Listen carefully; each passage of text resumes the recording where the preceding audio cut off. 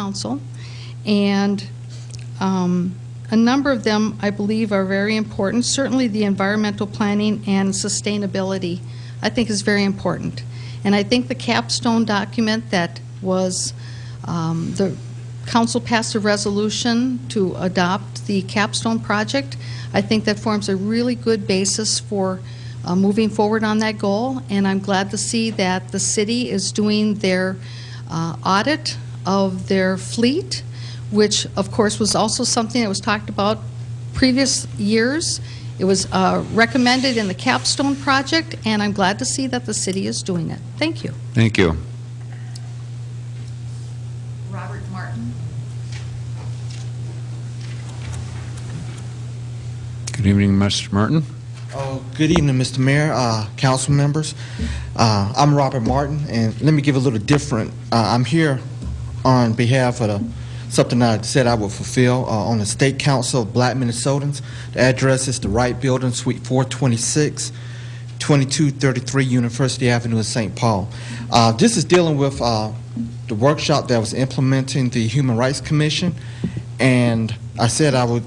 We were working on a letter of support, and I have the letter here, and I just want to present it to the council. I was here on Planning Commission business, and I happen to have this in the car, so I thought I'd just go ahead and take care of it. So I just want to give them it's good for. So that's well. Let me. Well, let's see it first. Oh, okay.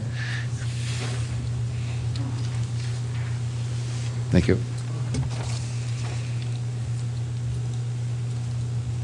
Can I read this? Sure. All right. So this is a letter from the Council on Black Minnesotans, and it says the State Council on Black Minnesotans fully supports the efforts of the City of Maplewood in reestablishing the city's Human Rights Commission. The State Council on Black Minnesotans, since its creation in 1980, addresses the need for people of African heritage in Minnesota to fully and effectively participate in and equitably benefit from the political, social, and economic policies, procedures, and resources of the state.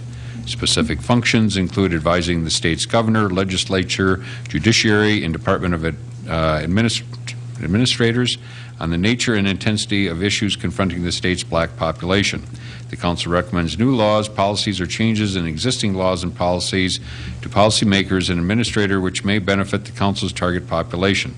Functions also include monitoring governmental and private sector programs, processes, and research efforts to determine their impact on Minnesotans of African descent, other populations of color, American Indians, and the economically disadvantaged. The council wishes success for the reestablished commission. Thank you for bringing that in. Oh, no problem, sir.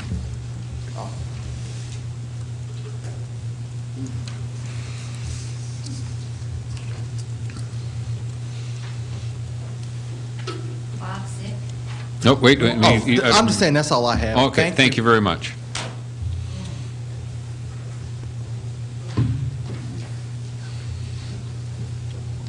Good evening, Mr. Zick. Good evening. 5 of 5. That would be 1 of 5. Yeah, 1 for 5. You got 0 of 5, 1 of 5, 2 of 5, 3 of 5, and 4 of 5. Let's start off. Bob Zick, of course, property and financial interest in Maplewood. And for the comments that I won't get to tonight, as always, they can see them on Insight Wednesday night, cable channel 15. First, I would like to start by saying that minutes are supposed to reflect what actually took place, what actually was said.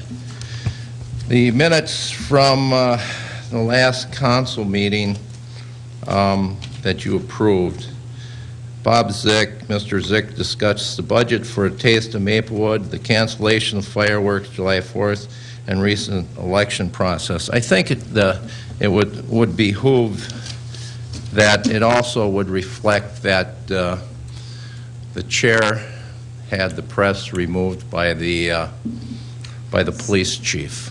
I think that's pertinent to be in those minutes so people understand what goes on up here. All right.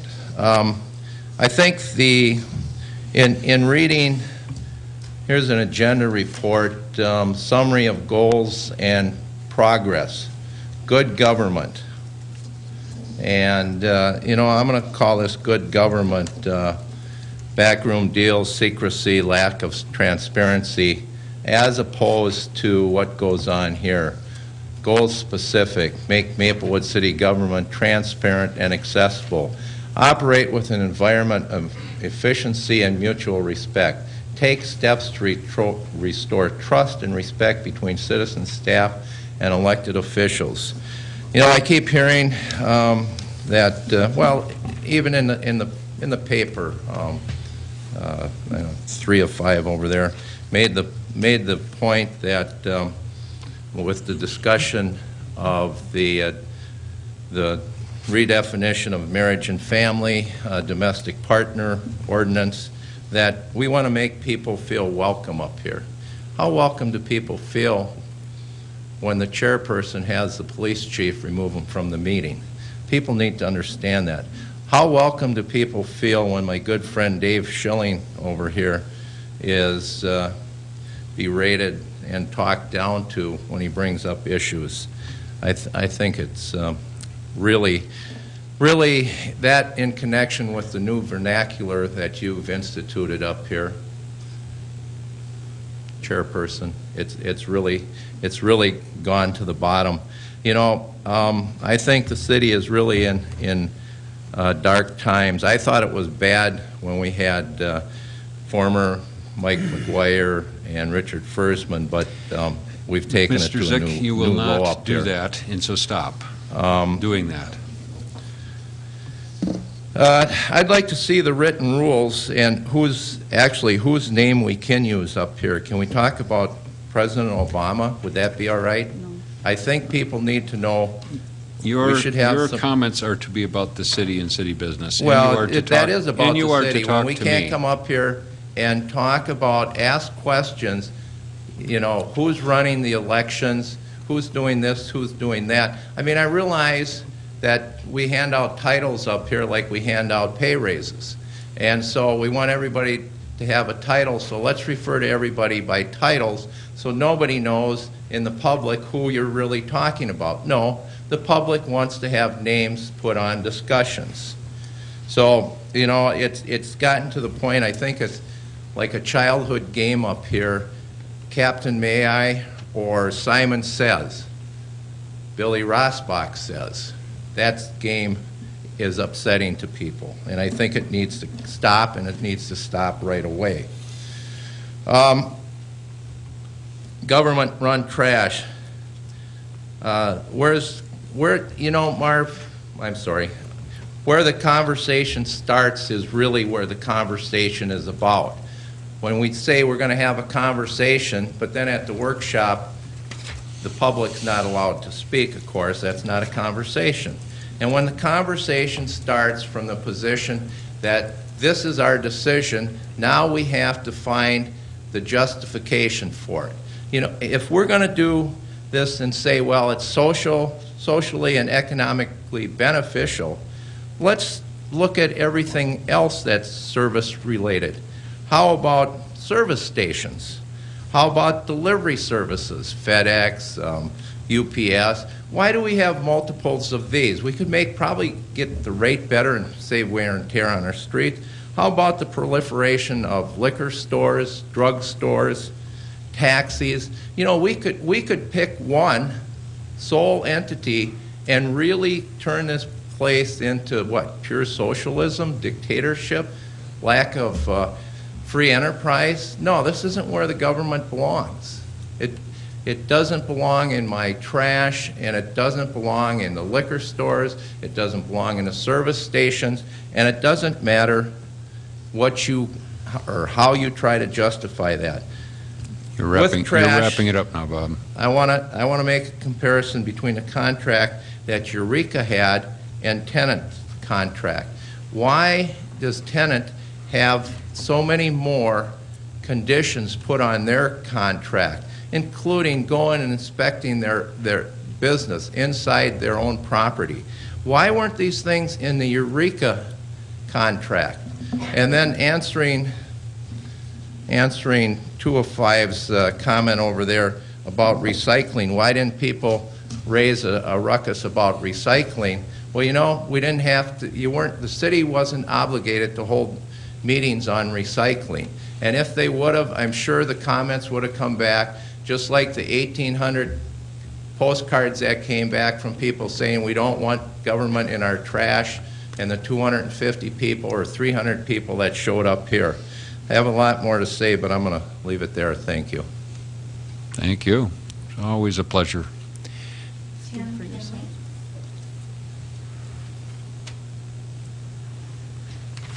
Mayor, Council, Tim Kinley, 2367 Larpenteur Avenue East, number 105.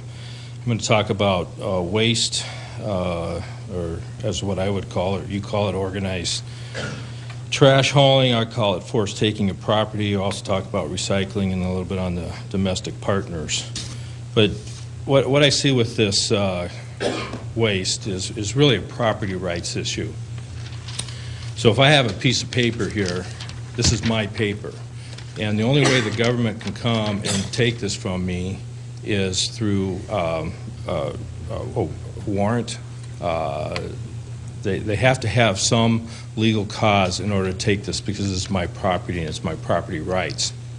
Now, I can put all kinds of information. I can call people names, write it down, but it's my property, okay? And I can wad it up, and I can decide, well, I'm just going to have it in this part of my house, in this little bin there, with other papers that I've either not wadded up or wadded it up and threw it in there. But it's my property, and I can decide at some time, could be a year later, could be never. I may want to hold on to that property for whatever reason. I can then go and put that, finally I say, okay, I'm going to put that outside in a bigger bin, but it's my property and it's on my property, and the government can't take that property by any means. Now, in the United States, we have the right to contract. Okay, and I can contract with somebody to take my property and go dispose of it. And I have that right. It's a constitutional right. And the government can't tell me not to do that. And they can't come and tell me you got to use this particular service. Okay, they may be able to regulate that trash hauling company or that garbage company and say, you know what, you got to make sure you don't violate anybody else's constitutional rights, because if you burn it, you can't have pollution in the air, or if you bury it, you can't have it seep into the water system. That's the type of regulation government can do, okay? But I can contract with that company to take my garbage. The government can't tell me who to contract with, okay? And so this is a forced taking of property in the way I dispose of my garbage. As long as I don't violate somebody else's constitutional rights on my property, and the garbage or non-garbage, whose opinion is that, whether it's garbage or not? That's in, the eye of the beholder. As long as I'm not violating somebody else's constitutional rights, the government has no say in this. So, again, I would advise legal counsel, Mr. Cantrud, that he should be warning you of this. And I know he gives warnings and says, well, here's things to do, here are things not to do, but this is one of the things he should be telling you about in consideration of this forced taking of property. So that's just some counsel I would give there. Also on the recycling, same issue. You can't force people to pay for recycling if they're not going to use recycling. And again, it's property. It could be an aluminum can. It could be a piece of paper. But if I want to take that aluminum can someplace else, you can't pay me, you can't charge me to take it someplace else that I want to get some remuneration someplace else or not. I'm giving it to somebody else for them to do with it. That's up. Then they have to be watched whether they're violating anybody else's constitutional rights. Then on the last issue, domestic partners, this is something else that I would seriously look at here.